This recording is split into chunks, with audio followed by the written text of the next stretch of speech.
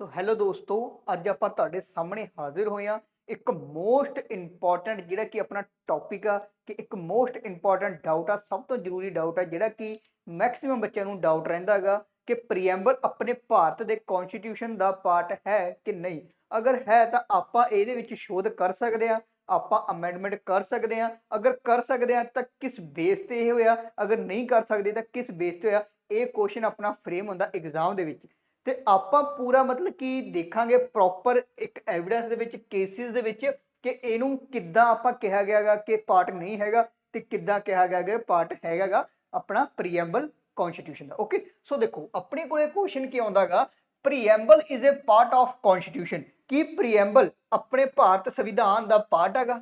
ਕਿ preamble is a part of constitution, ਕਿ preamble Bharat ਦੇ ਸੰਵਿਧਾਨ ਦਾ ਪਾਰਟ ਆ? ਅਗਰ ਹੈ ਤਾਂ ਕੈਨ ਇਟ ਬੀ ਅਮੈਂਡ, ਕਿ ਆਪਾਂ ਇਹਦੇ ਵਿੱਚ ਅਮੈਂਡਮੈਂਟ ਕਰ ਸਕਦੇ ਹਾਂ, ਆਪਾਂ ਸੋਧ ਕਰ ਸਕਦੇ ਹਾਂ ਭਾਰਤ ਦੇ ਸੰਵਿਧਾਨ ਦੇ ਵਿੱਚ। ਇਹਦੇ ਲਈ ਆਪਾਂ ਨੂੰ ਦੋ ਕੇਸ ਸਟੱਡੀ ਕਰਨੇ ਪੈਣਗੇ, ਦੋ ਕੇਸ ਦੇਖਣੇ ਪੈਣਗੇ। ਫਸਟ ਤੁਹਾਨੂੰ ਪਤਾ ਹੋਣਾ ਚਾਹੀਦਾ ਹੈਗਾ ਕਿ ਜੋ ਅਮੈਂਡਮੈਂਟ ਆ, ਜੋ ਅਮੈਂਡ ਆ ਆਪਾਂ ਆਪਣੇ ਕਨਸਟੀਟਿਊਸ਼ਨ ਨੂੰ ਅਮੈਂਡ ਕਰਦੇ ਆ, ਉਹਦੇ ਲਈ ਸੰਵਿਧਾਨ ਦੇ ਵਿੱਚ ਜਿਹੜੀ ਪਾਵਰ ਆ ਕਿਹਨੂੰ ਦਿੱਤੀ ਗਈ ਆ? ਪਾਵਰ ਦਿੱਤੀ ਗਈ ਆ ਪਾਰਲੀਮੈਂਟ ਨੂੰ।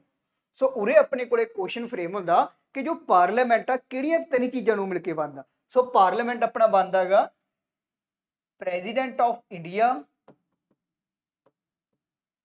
प्रेसिडेंट ऑफ इंडिया, लोक सभा एंड राज्य सभा।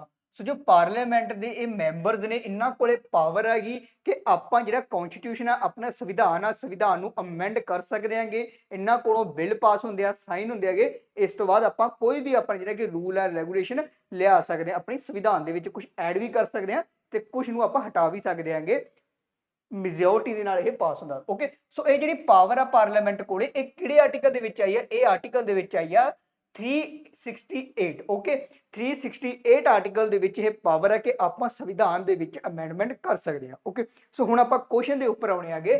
ਕੁਐਸਚਨ ਆਪਣਾ ਤੁਹਾਨੂੰ ਮੈਂ ਪਤਾ ਹੀ ਦੱਸ ਚੁੱਕਿਆਗਾ ਕਿ ਪ੍ਰੀਐਮਬਲ ਆਪਣੇ ਭਾਰਤ ਦਾ ਪਾਰਟ ਹੈ ਕਿ ਨਹੀਂ। ਇਸ ਦੇ ਲਈ ਦੋ ਕੇਸ ਦੇਖੋ। ਫਸਟ ਆਪਣਾ ਹੁੰਦਾ ਬੀਰੂਵਰੀ ਯੂਨੀਅਨ ਕੇਸ। ਸੋ ਬੀਰੂਵਰੀ ਯੂਨੀਅਨ ਕੇਸ ਆ ਇਹ ਕਦੋਂ ਹੋਇਆ? 1960 ਦੇ ਵਿੱਚ ਹੋਇਆ।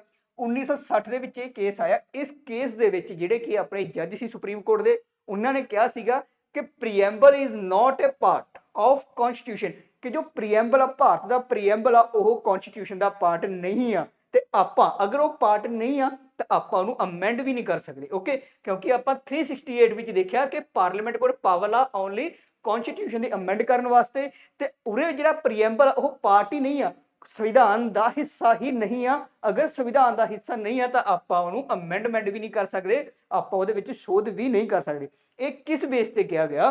यह कहा गया कि जो प्रीएम्बल आ वो एक इंडैक्स आ। प्रीएम्बल एक इंडैक्स है जो कि आपको दसदा संविधान के अंदर की कुछ मैंशन आ, एक समरी है कि संविधान को किस बिहाफ से बनाया गया। ओके, सो बीरूवरी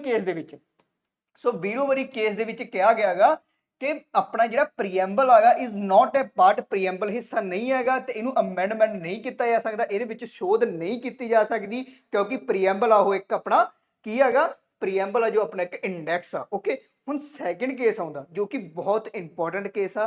ये जो केस आ यह है Kesavananda Bharati case versus Kerala state. यदा केशव नंदा भारती यह एक बंदा सीगा, एक इंसान सी। सो इन्हें केस होया सीगा इहदा स्टेट ऑफ केरला, केरला की स्टेट के नाल इन्हां दा केस होया सीगा। इन्हां ने केस फाइल किया सीगा अगेंस्ट किहदे कीता सी?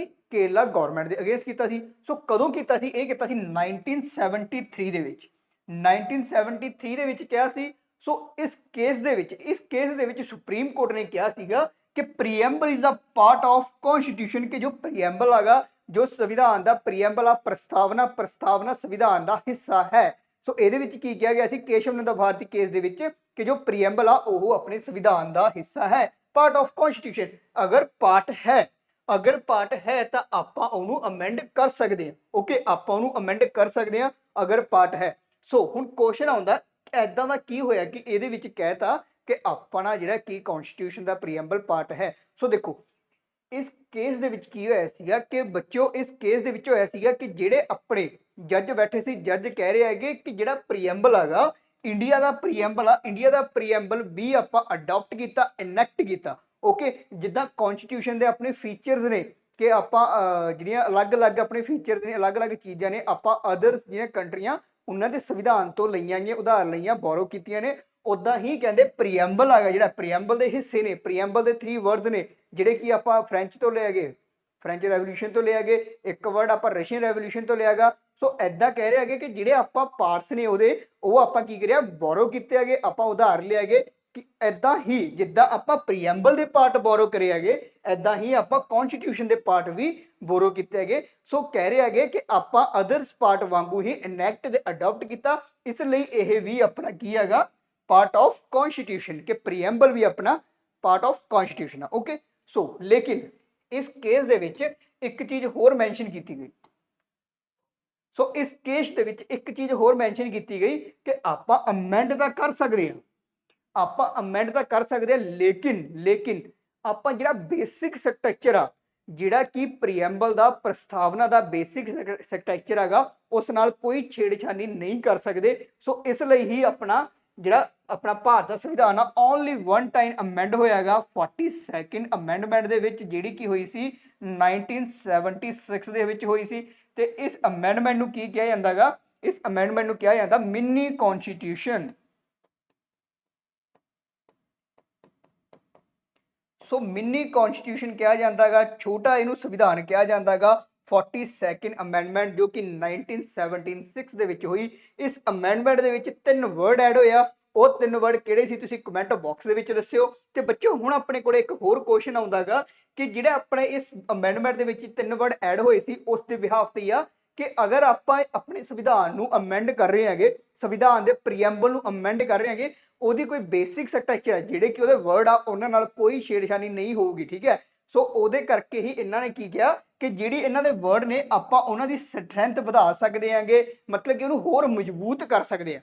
ਓਕੇ, ਸੋ ਅਗਰ ਕੋਈ ਚੀਜ਼ ਆ ਆਪਾਂ ਉਹਨੂੰ ਹੋਰ ਮਜ਼ਬੂਤੀ ਦੇ ਸਕਦੇ ਆ, ਲੇਕਿਨ ਐਦਾਂ ਨਹੀਂ ਹੈਗਾ ਕਿ ਉਹਦੇ ਵਿੱਚ ਕੋਈ ਚੀਜ਼ ਕੱਢ ਦਾਂਗੇ ਜਾਂ ਫਿਰ ਉਹਦੀ ਮਜ਼ਬੂਤੀ ਨੂੰ ਆਪਾਂ ਘਟਾ ਦਾਂਗੇ। ਓਕੇ, ਸੋ ਬੇਸਿਕ ਸਟਰਕਚਰ ਨਾਲ ਕੋਈ ਛੇੜਛਾਨੀ ਨਹੀਂ ਹੋਗੀ।